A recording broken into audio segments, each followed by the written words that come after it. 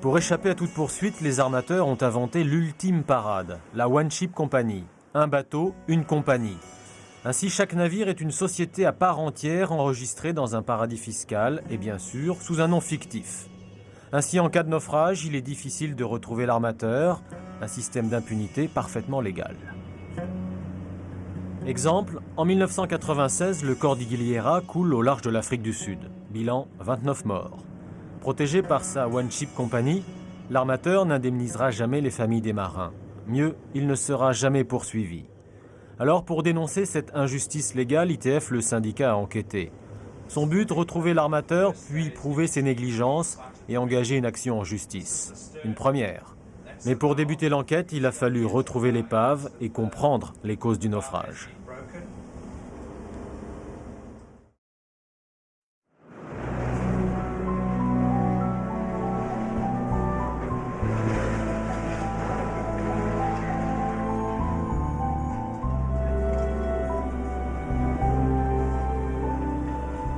Dans le port de Burgas, en Bulgarie, les kilomètres de quai sont le plus souvent déserts. Peu de bateaux s'arrêtent ici. Il n'y a rien à charger, rien à décharger non plus. La Bulgarie patauge dans la crise. Là, au bout de ce quai, se déroule dans l'indifférence générale un vrai drame humain.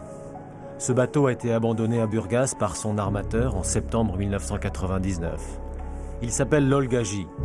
À son bord, un équipage de 9 marins ghanéens livrés à eux-mêmes tente de survivre. Ils sont coincés ici, contraints à mendier pour se nourrir, sans un centime pour rentrer chez eux. Ils n'ont pas été payés depuis 3 ans. Le propriétaire du bateau, un armateur chypriote, a disparu.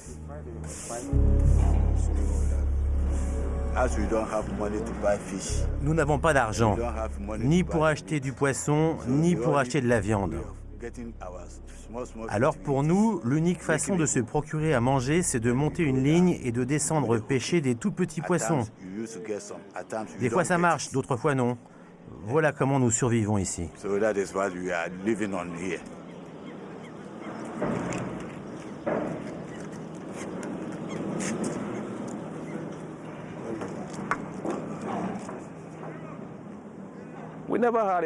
Nous ne nous sommes jamais méfiés.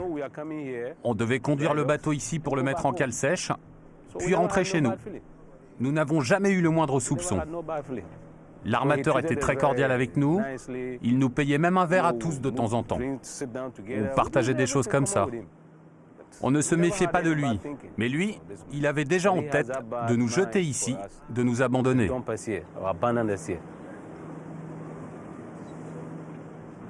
Le propriétaire s'appelle John Christodoulou. Il était ici avec sa petite amie. Et le nom de cette petite amie, c'est Olga.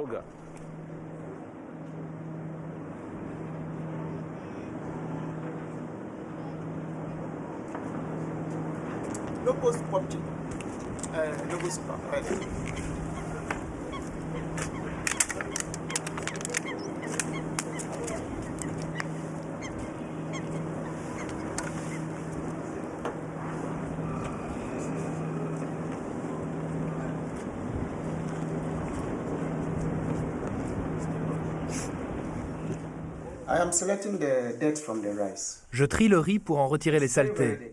Il est dégoûtant. Ce riz nous a été donné il y a quelques mois par un bateau qui est venu au port. Ils savaient à bord qu'il était très sale, mais ils nous l'ont donné quand même. Et nous ne l'avons pas refusé. Nous n'avons pas le choix. Sinon, nous, qu'est-ce qu'on aurait à manger? Ça, c'est une soupe, faite avec les tout petits poissons pêchés hier. On a rajouté des tomates et on le mangera avec le riz.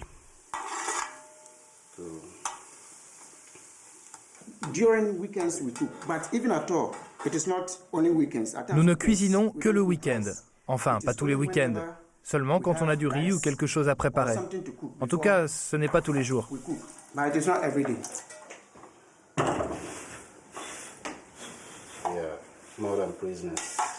Notre situation est pire que celle des prisonniers. Au moins les prisonniers, on les nourrit 2 ou 3 fois par jour. Nous, il faut que nous nous battions pour notre nourriture.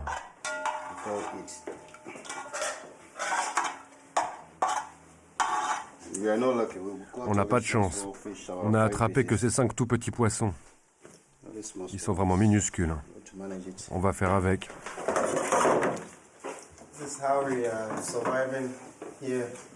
Voilà comment nous vivons à bord depuis déjà si longtemps, depuis que le bateau a été abandonné par l'armateur.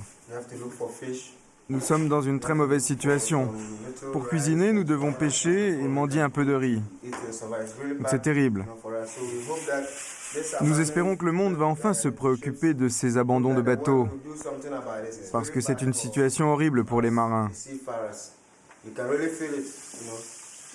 Bien sûr, nous n'avons aucun suivi médical.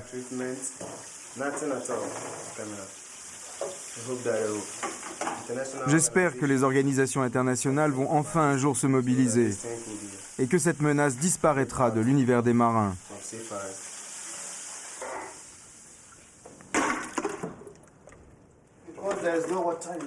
Il n'y a pas d'eau courante dans le bateau. Nous devons aller très loin, à près d'1 kilomètre, pour en chercher. C'est pourquoi nous utilisons de l'eau de mer pour faire la vaisselle.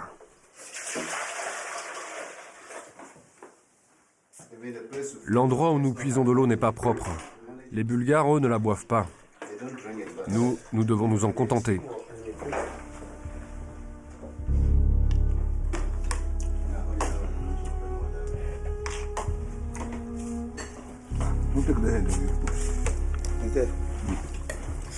Chaque année, plus d'une centaine d'équipages sont ainsi abandonnés dans les ports du monde entier.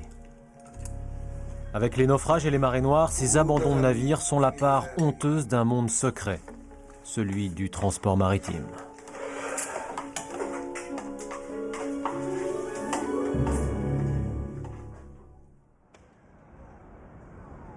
Nous sommes dans la baie du Pirée, le port d'Athènes, la capitale des armateurs.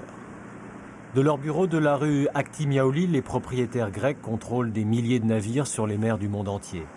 Ils ont créé leur empire maritime après la Seconde Guerre mondiale, guidé par une seule règle, celle du profit à tout prix. Le groupe Tsakos gère l'une des plus grosses flottes européennes, 60 navires. Pour son fondateur, le capitaine Tsakos, toute l'organisation du transport maritime repose sur un principe essentiel, celui de la liberté des océans, car en pleine mer, il n'y a pas de loi. La navigation commerciale, c'est une libre entreprise. Ça l'a toujours été. En tout état de cause, les fondements de cette activité sont la liberté des mers, la liberté du commerce et celle d'une saine et honnête concurrence.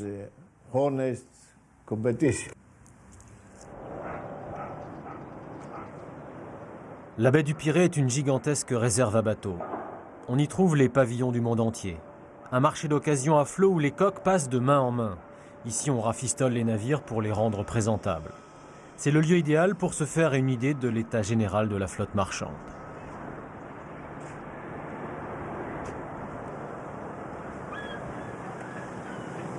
Le capitaine Mathios Tsoupakis est un homme de confiance du capitaine Tsakos. Il a travaillé pour lui pendant des années. Pour ce capitaine au long cours, c'est vraiment dans la baie du Pirée qu'a commencé le succès maritime de la flotte grecque.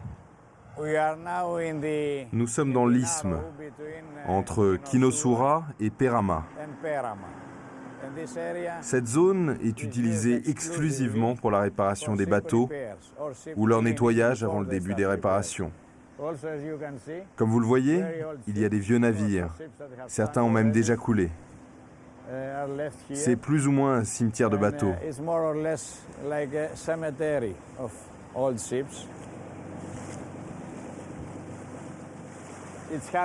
Il est difficile de dire combien sont là pour des réparations, combien attendent une cargaison et combien n'en auront pas. De cela, nous disons qu'ils sont en réserve. Cela signifie que l'on a renvoyé l'équipage, fermé le bateau et qu'on le laisse pendant 6 mois, 1 an, voire 2 ans, autant que c'est nécessaire. Avant de reprendre le large, les navires au mouillage doivent normalement être remis en état. Et les réparations se font ici, à Perama, un gigantesque chantier naval, une zone franche détaxée où travaille une mosaïque de petites entreprises frappées par la crise économique. Le chantier Nafsis est le plus important de ces ateliers. Et le patron Nikita Agapitidis ne se fait plus d'illusions sur l'état des navires. L'état général et la sécurité des navires est de pire en pire. Pourquoi? Parce que l'entretien n'est pas la priorité. Nous le savons bien car nous sommes les premiers concernés par cet aspect des choses. C'est nous qui faisons les réparations. Et nous voyons bien ce que nous avons changé sur un bateau et tout ce qui reste à faire. Par exemple, Quand un armateur doit changer 300 tonnes d'acier à la place de les remplacer entièrement, il n'en fait que la moitié. Et l'autre moitié est repoussée à l'année d'après ou aux années suivantes.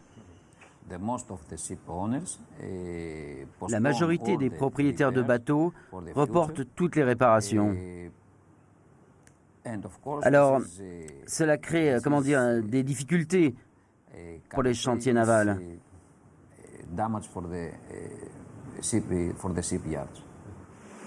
Et quand les chantiers navals souffrent, les bateaux coulent.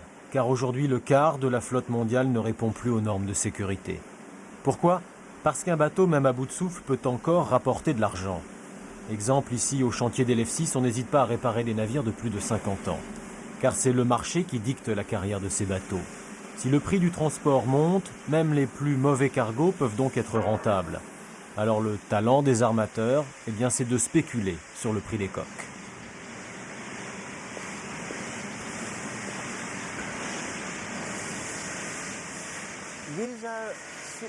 Ce sont des bateaux qui sont encore en réserve. Le marché est reparti il y a peu, mais hélas, pas pour tous les types de navires, comme les bateaux frigorifiques par exemple. C'est pourquoi vous envoyez un certain nombre à l'ancre dans le Golfe. Nous avons aussi des bateaux de passagers, ces navires blancs. Et là-bas, au fond, vous pouvez apercevoir la cheminée rouge des transporteurs de ciment. Mais la majorité des bateaux en réserve a appareillé, surtout les cargos de vrac. Ils marchent vraiment très bien en ce moment, et ils sont tous repartis faire du business.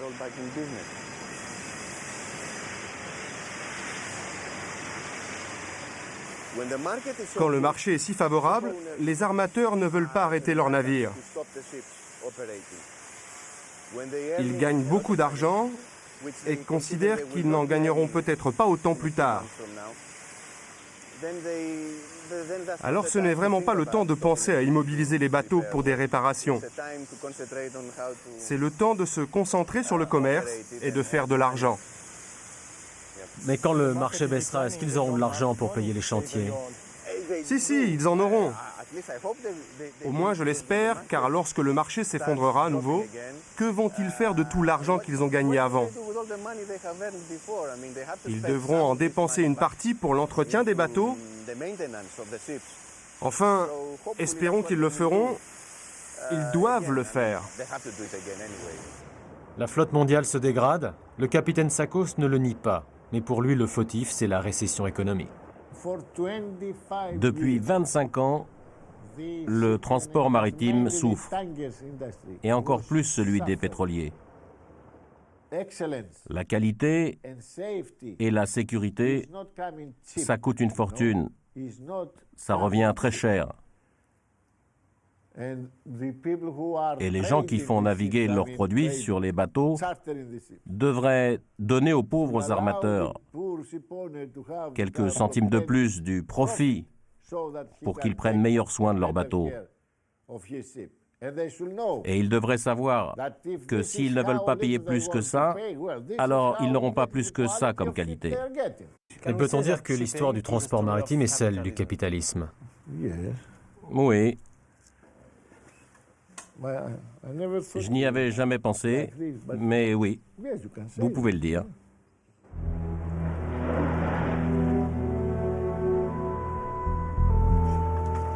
Retour dans le port de Burgas, où les marins de l'Olgaji organisent leur survie. En Bulgarie, pas de resto du cœur ni de services sociaux. Au bout de leur quai, ils s'accrochent à leur dernière fierté, celle de demeurer des marins. Pour eux, pas question de quitter leur bateau. Avant d'être rachetés il y a 3 ans par un armateur chypriote, ils naviguaient sous pavillon grec, au large de l'Afrique de l'Ouest.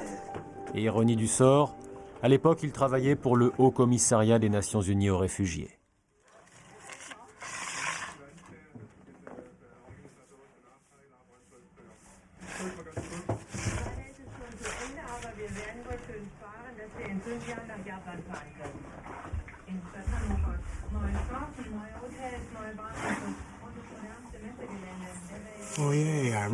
Ah oui, je me souviens. C'était en 1997 au Sénégal et à Freetown, au Libéria. On transportait des réfugiés du Libéria jusqu'au Sénégal. C'était le bon temps? C'était le bon temps, cette époque. Le bateau était en ordre, il n'avait pas de problème. Mais maintenant, la situation nous dépasse.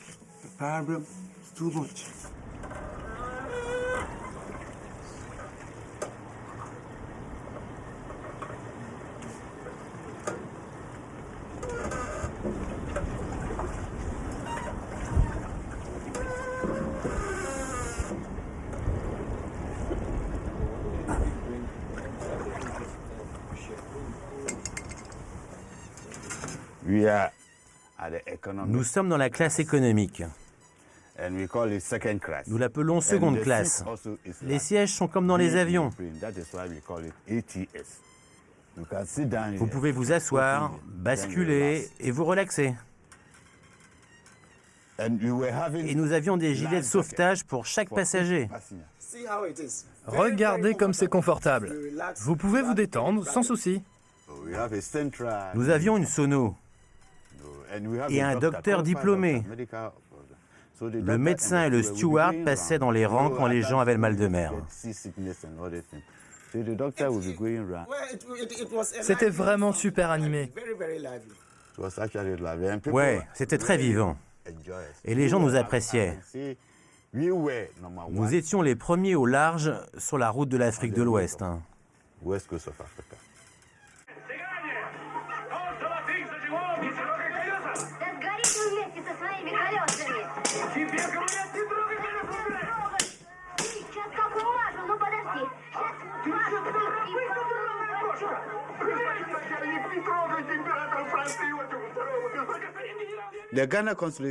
Le consul du Ghana est venu ici. Et il nous a dit que si nous voulions rentrer à la maison, il pouvait nous avancer le prix du billet. Mais cela signifiait qu'à peine rentrés, nos proches auraient eu à régler le prix du voyage. Ce qui est impossible.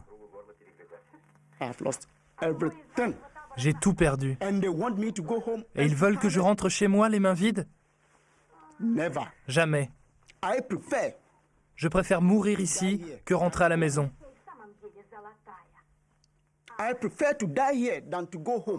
Jamais je ne rentrerai chez moi les mains vides.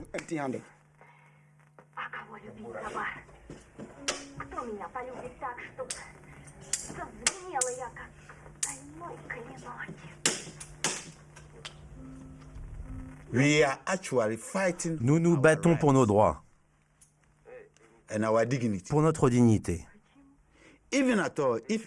Si jamais, par malheur, nous n'arrivons pas à nos fins, eh bien nous aurons établi un précédent pour les autres marins.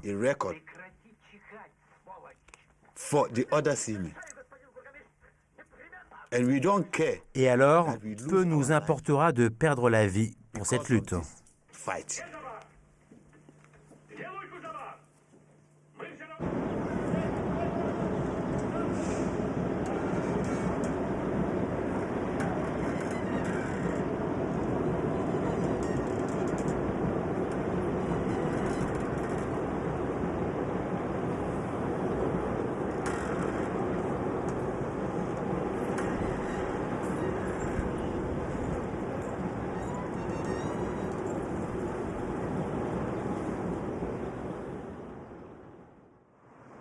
Londres, capitale administrative et financière du monde maritime.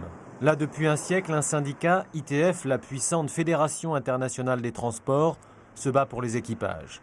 Capitaines, anciens marins, ses représentants sont présents dans plus d'une centaine de pays. Partout, ils dénoncent les abus du transport maritime. Pour ITF, les armateurs sont les seuls vrais patrons des mers. Des patrons qui ont su jouer avec les lois internationales pour mieux les détourner à leur profit. Ça a été une libéralisation, une dérégulation et une globalisation progressive. Le transport maritime est sur la ligne de front de la globalisation. Et à la différence d'autres activités, les bateaux sont facilement transférables d'un pays à l'autre. Si vous voulez déplacer une usine, c'est beaucoup plus compliqué, car vous devez en laisser une autre derrière vous et construire du neuf. Pour un bateau, il suffit de signer une feuille de papier pour passer d'une nationalité à une autre. Et tout le principe du pavillon d'un navire est qu'il détermine les lois applicables et la nationalité. Et ici, nous parlons de nationalité fictive. Pour échapper aux lois et aux taxes, les armateurs ont donc inventé des parades. Leurs sociétés sont enregistrées dans des paradis fiscaux. Il existe ces tout petits États qui se sont déclarés pavillons de complaisance. Ce sont de petits pays sans aucune expérience maritime et sans aucune infrastructure. Ils essaient de gagner de l'argent et de se faire connaître du reste du monde. Et leur seul moyen d'y parvenir, c'est d'ouvrir un bureau et de se proclamer registre maritime.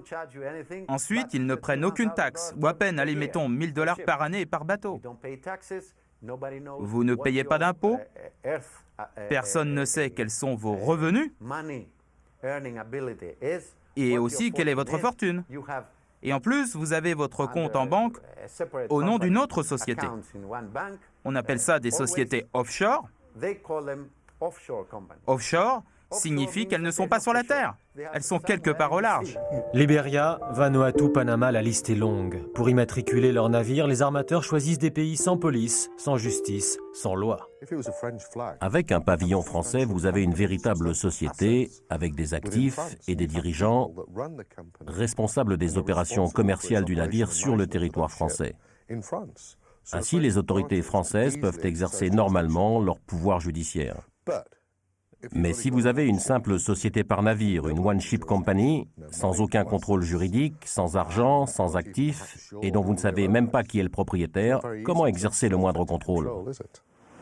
Pour échapper à toute poursuite, les armateurs ont inventé l'ultime parade, la one-ship company. Un bateau, une compagnie. Ainsi, chaque navire est une société à part entière enregistrée dans un paradis fiscal et bien sûr sous un nom fictif.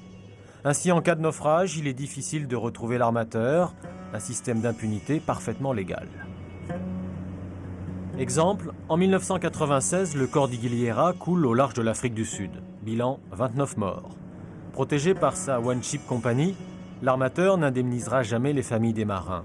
Mieux, il ne sera jamais poursuivi. Alors, pour dénoncer cette injustice légale, ITF, le syndicat, a enquêté. Son but, retrouver l'armateur, puis prouver ses négligences et engager une action en justice. Une première. Mais pour débuter l'enquête, il a fallu retrouver l'épave et comprendre les causes du naufrage.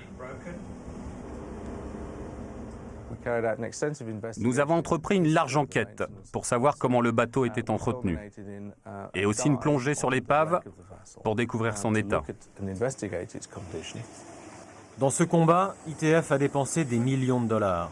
L'épave du Cordillera gisait par 90 mètres de fond.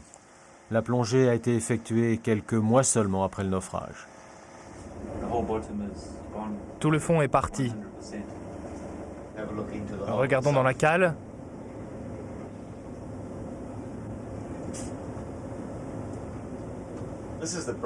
Voici la cassure. Elle est transversale sur la moitié de la cale numéro 1. Vous pouvez voir la rouille là. La tôle est corrodée. On parvient même à en arracher un morceau avec la main.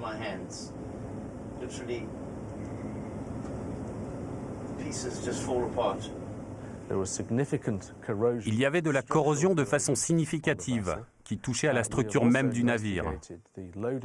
Nous avons également vérifié la procédure de chargement lors de la dernière escale, avant la catastrophe. Et nous avons découvert que le bateau était surchargé. Pour nous, la cause du naufrage est claire. Il s'agit bien d'une négligence coupable qui engage la responsabilité de l'affréteur et de l'armateur.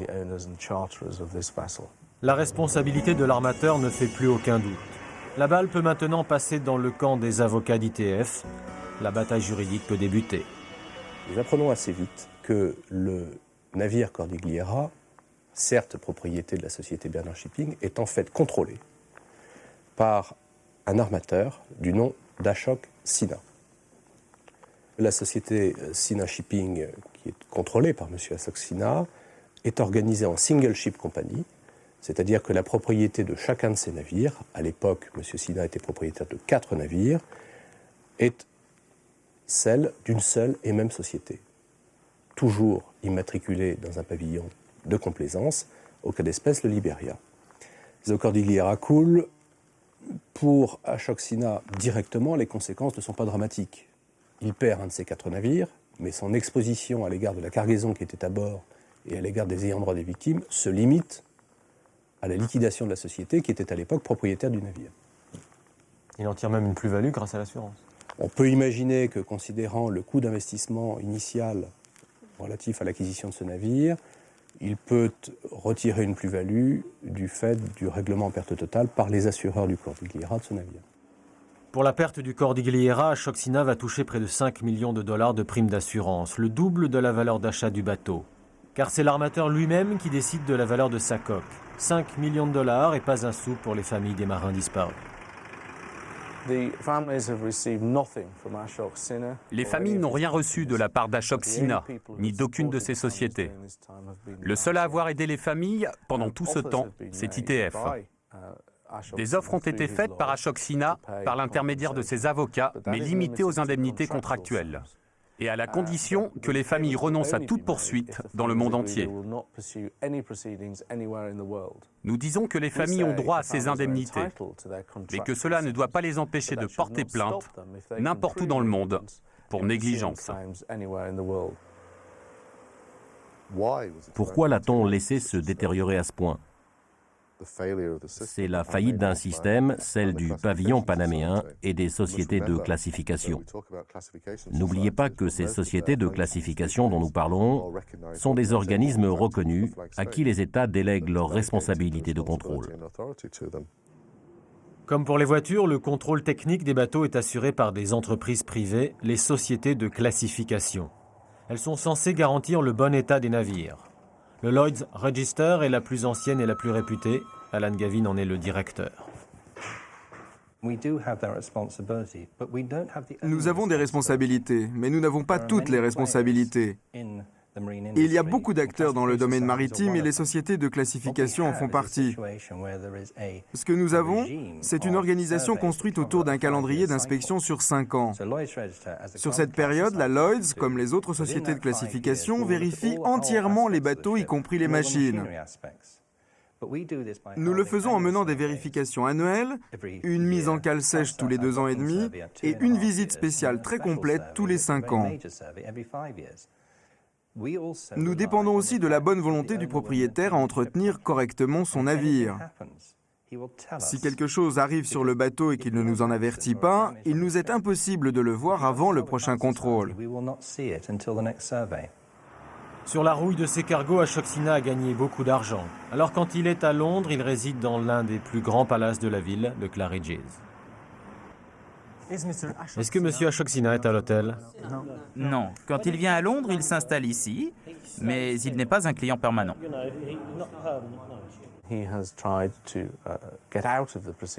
Il a tenté d'échapper à la procédure.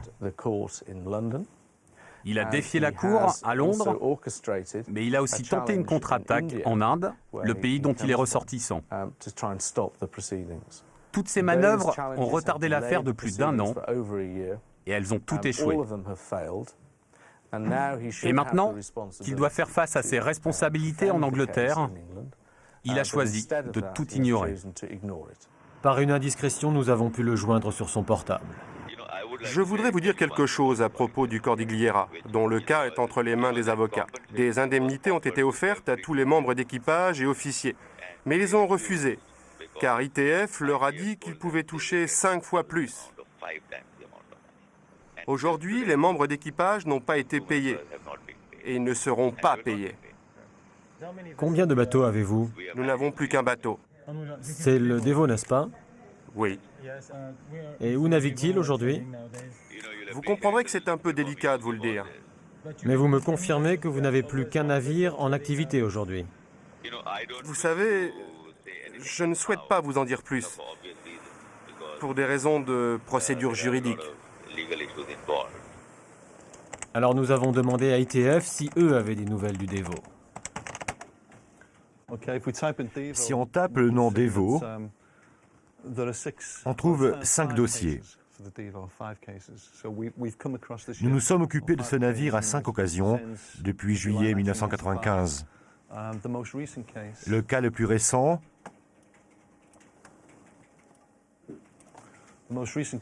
c'est quand le Devo était à Mexico. L'équipage n'avait pas été payé depuis bien longtemps. Actuellement, nous ne savons pas où est le Devo. Nous avons donc décidé de poursuivre cette enquête, de rechercher le dernier cargo d'Ashoxina dans le monde entier. Nous voulons comprendre comment un armateur sans scrupules parvient à travailler. Reinaldo Salustiano de Freitas est le correspondant d'ITF au Brésil. Il nous met sur la trace du Devo. Sa dernière escale connue, Santos, le port de Sao Paulo.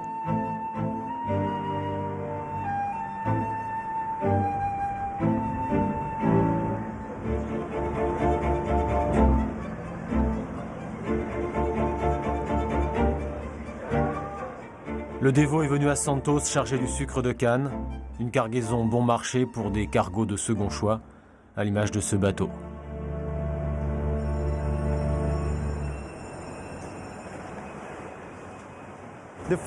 Le taux de fret du sucre est très bas. Du coup, tous les bateaux qui viennent ici sont des navires sous normes.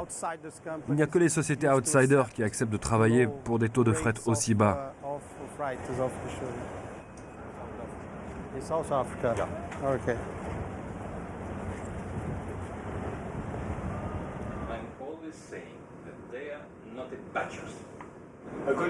Un bon bateau, c'est un navire avec un bon équipage ou un navire en bon état?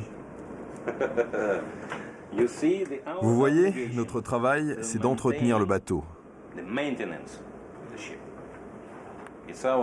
Nous devons faire de notre mieux pour maintenir le navire en bon état et le tenir prêt pour toute inspection. Bien sûr, il y a beaucoup de travail sur ce type de bateau. Oui, beaucoup de travail, car c'est une vieille dame. Parce qu'il est vieux. Nous essayons de faire de notre mieux tout le temps.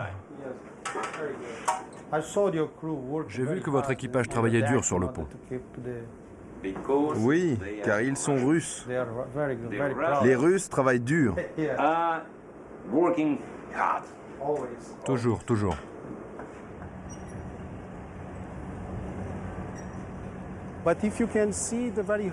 Mais si vous regardez, il est très rouillé. Ce n'est pas la peine d'être un expert pour s'en apercevoir, ou d'être un spécialiste. Il n'est vraiment pas en bon état. Le Devo, en réalité, est dans un état bien pire que celui-là. Vous pouvez nous montrer où le Devo était à quai?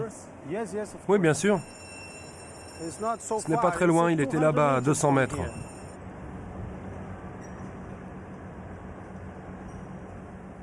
Plus loin, sur ces quais, nous retrouvons José Wilton de Santana. Il y a 3 semaines, il a dirigé le chargement du Devo.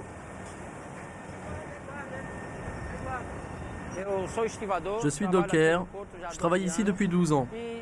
Et je constate qu'il arrive ici de plus en plus de navires sous normes. C'est un vrai danger pour les travailleurs aujourd'hui dans le port. Quand j'étais sur le Devo, comme contremaître, j'ai pu voir que les grues n'étaient pas aux normes. Elles n'avaient pas de certificat et elles étaient totalement en infraction. Après 12 jours à quai, le Devo est resté 15 jours au mouillage dans la baie de Santos. Pendant ces 3 semaines, l'équipage est descendu plusieurs fois à terre. À cette occasion, le père Holmes Milani, qui dirige le foyer des marins, les a rencontrés. Il a pu monter à bord du navire. Oui, j'ai visité le bateau. Pour moi, il était en mauvais état. Vous pouvez voir que beaucoup de choses étaient cassées. Bien sûr, je ne suis pas un ingénieur pour savoir comment étaient les machines. Mais on pouvait facilement observer que le bateau était en très mauvais état. Il était sale. Vous pouviez voir des cafards courir dans la cuisine et dans la salle à manger. Vous avez pu parler à l'équipage? Oui, je leur ai parlé. Mais ils ne voulaient rien dire quand ils étaient à bord. En dehors, ils ont raconté que le bateau était dangereux. Et ils se sont plaints également du traitement. Le troisième officier ne les traitait pas comme des êtres humains.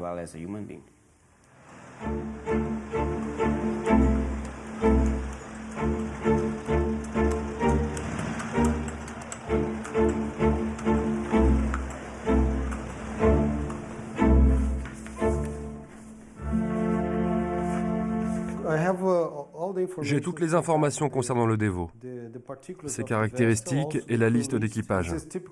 C'est un équipage typique des pavillons de complaisance.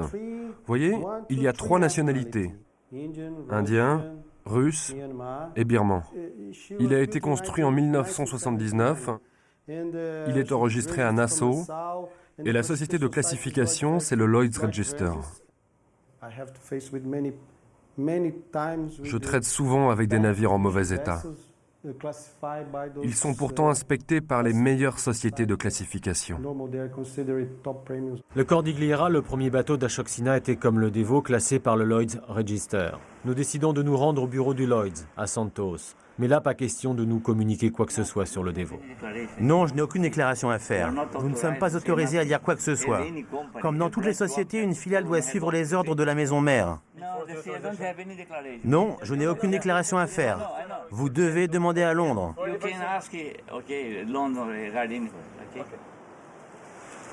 Alors nous sommes retournés à Londres, interroger le patron du Lloyd's. Vous m'interrogez à propos du Devo. Il a été visité à Santos, comme vous l'avez correctement noté, dans le but de vérifier les moteurs conformément au calendrier. Et en fait, les inspecteurs ont noté d'autres choses. En tout, nous sommes montés à bord 9 fois à Santos. Nous avons noté une série de défaillances dont nous nous sommes occupés. Mais comme le prévoit le règlement, nous ne nous sommes penchés que sur la partie machine et non pas sur le pont. Voilà les informations dont je dispose à cet instant. Mais si vous en avez d'autres, je serais ravi d'y prêter attention. Pour le Lloyd's Register, tout semble en ordre, conforme au règlement. Mais nous voulions en savoir plus. Le Devo a-t-il été inspecté par les affaires maritimes brésiliennes lors de son escale à Santos? Nous sommes donc allés à la capitainerie du port. Ils n'ont pas inspecté le bateau. Vous êtes surpris? Pas vraiment. Vous savez, il n'y a qu'un inspecteur. Un seul inspecteur pour tout le port de Santos. Et bien entendu, il n'a pas le temps de contrôler tous les navires. Il n'y a qu'un inspecteur pour le plus grand port d'Amérique latine? Oui, malheureusement, c'est la réalité. Est-ce qu'ils savent où le bateau est parti?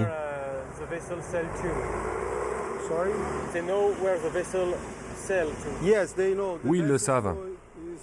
Le bateau est parti pour la Somalie.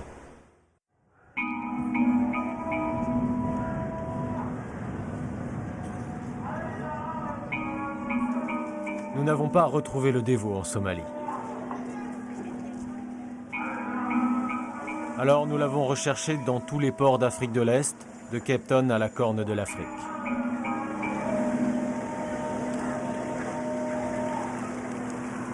Finalement, c'est à Massawa, en Érythrée, que nous l'avons retrouvé.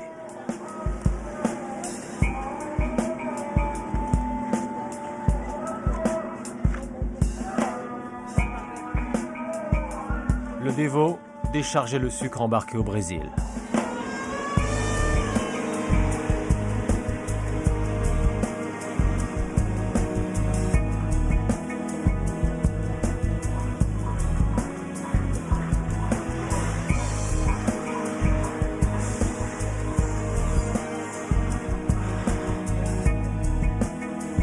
Nous avons réussi à monter à bord, à filmer le bateau et à parler avec l'équipage.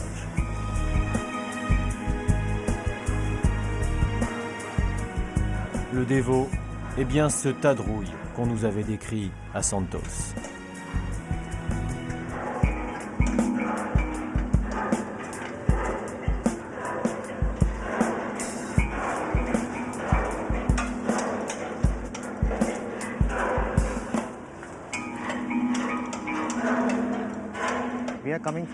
Nous arrivons de Santos. Le voyage a duré 42 jours par le Cap de Bonne-Espérance en Afrique du Sud. À l'origine, le sucre était pour la Somalie, mais à cause de la guerre, nous l'avons transféré ici, en Érythrée.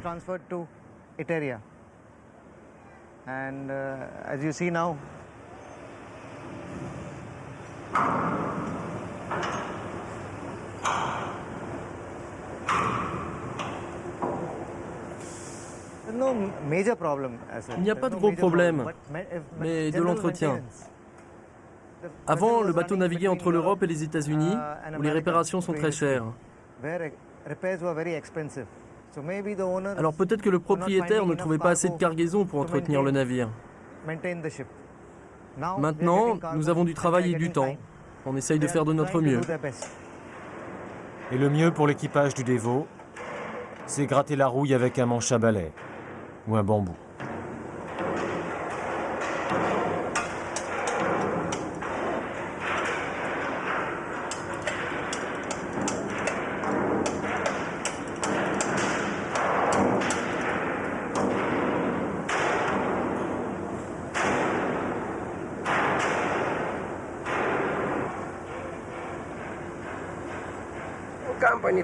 Tous les armateurs essayent d'économiser.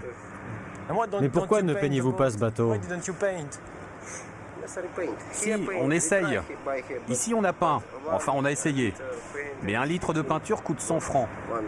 La compagnie s'en fiche. J'ai supplié pour avoir de la peinture et j'ai dit donnez-moi. Mais tout le monde s'en fout.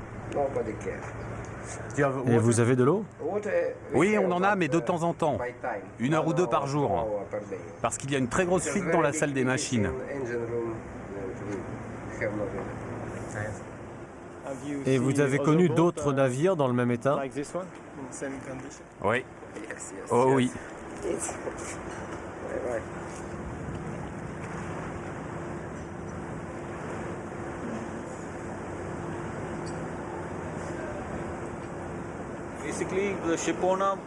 Le propriétaire sait ce qu'il convient de faire avant que la société de classification lui précise les travaux à effectuer. Ensuite, c'est à lui de décider s'il veut dépenser cet argent ou non pour continuer. En fait, la société a déboursé beaucoup d'argent. À l'origine, les objectifs étaient de vendre le bateau l'année prochaine. Mais ils ont fait des dépenses l'an passé pour le maintenir en l'état. Et ils vont le garder encore 3 ans. L'affréteur se moque bien de l'état réel du bateau. La seule chose qui compte, c'est que la marchandise soit transportée au plus bas prix. L'affréteur, c'est Tetton Line, une société anglaise. C'est la 3e cargaison que nous transportons pour eux, sans interruption, depuis février 2000. Nous sommes allés en Europe, à Zeebrugge, puis au Nigeria, puis au Brésil, encore une fois au Nigeria, et retour au Brésil jusqu'en Érythrée. Maintenant, nous sommes trop loin pour revenir à vide au Brésil. Alors c'est fini pour le sucre? Oui, pour l'instant. Peut-être plus tard, qui sait.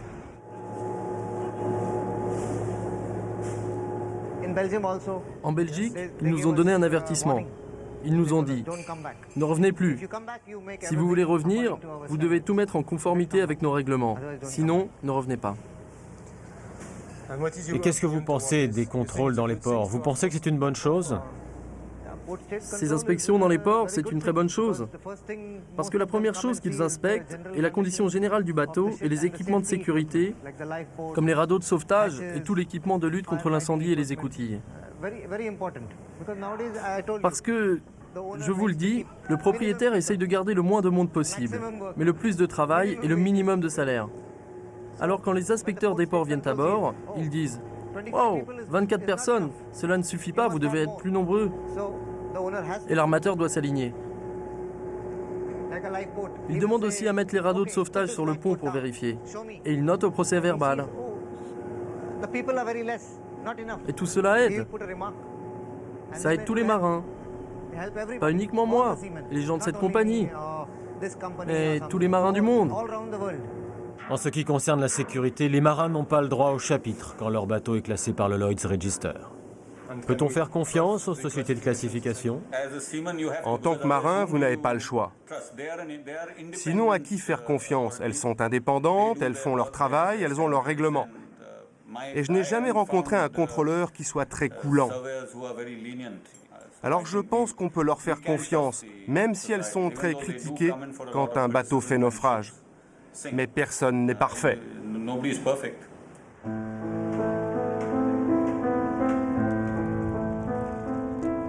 Pour vous, le Devo est-il un tas de rouille?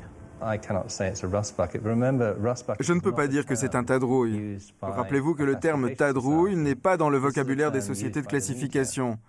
C'est une expression utilisée par les médias, une expression sensationnaliste. Cela ne correspond à aucun critère objectif. Ça a été inventé pour faire la une des magazines une fois par mois. Et c'est dans ce seul but qu'on désigne un bateau pour le nommer tas de rouille.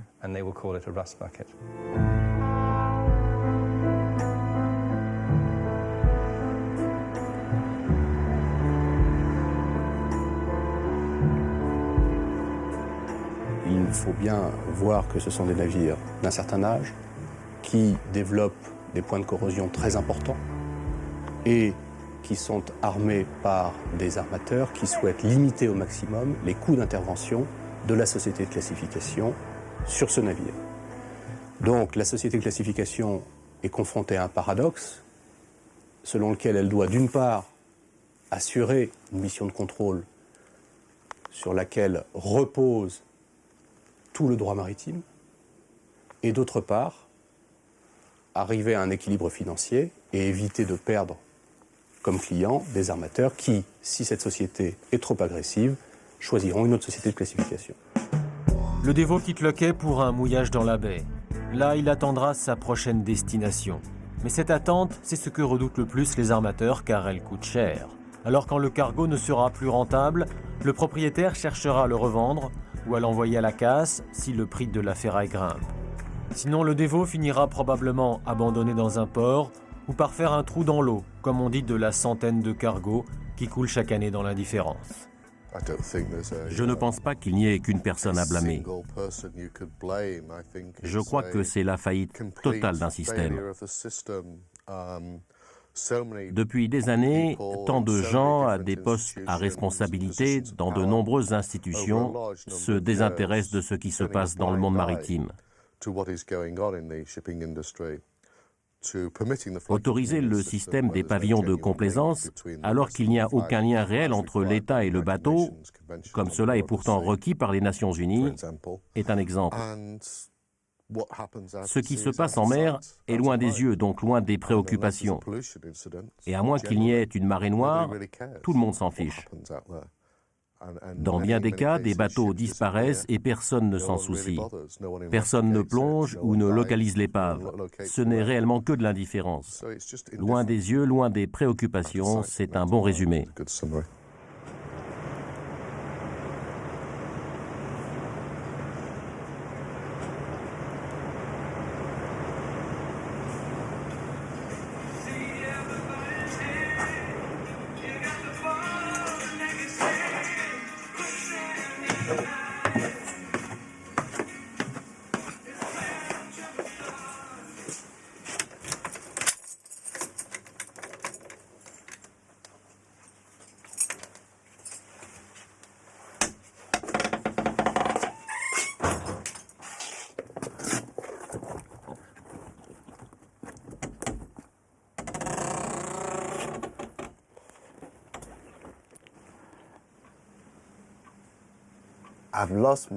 J'ai perdu ma femme. Elle a divorcé. J'ai perdu ma maison. Et si je rentre les mains vides, je vais devoir recommencer une nouvelle vie. Mais avec qui? Mes enfants sont avec mon frère. Ils ne vont plus à l'école. Et depuis 2 ans, j'ignore même s'ils mangent.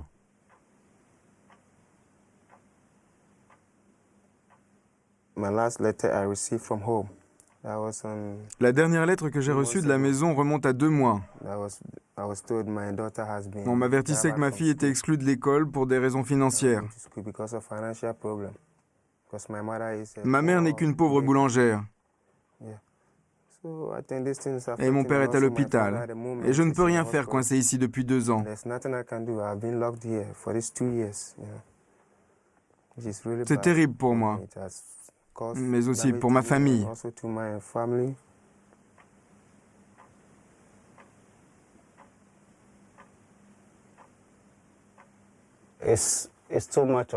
Tout ça me dépasse. Je ne sais plus quoi faire.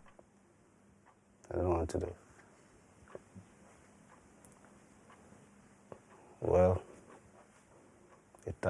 toute façon, c'est pas la première fois que ça arrive.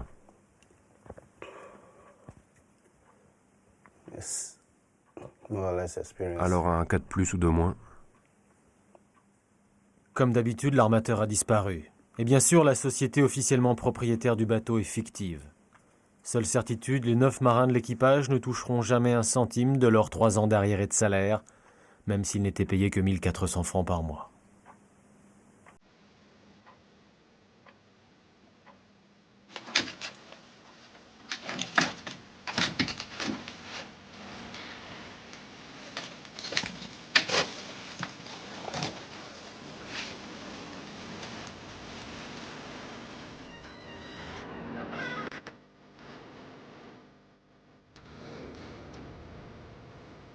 Le quart de la flotte mondiale, soit à peu près 10 000 navires, ne répondent plus aux normes de sécurité. On aura compris qu'aujourd'hui, le monde maritime est ainsi organisé qu'il est souvent plus rentable de risquer un naufrage ou une marée noire que de se payer un bateau neuf. Au nom de la liberté des mers, les armateurs se sont habilement organisés un monde au-dessus des lois, un univers qui n'en reconnaît qu'une, celle du marché. Et au final, ce sont toujours les marins ou l'environnement qui payent le véritable prix de ce système.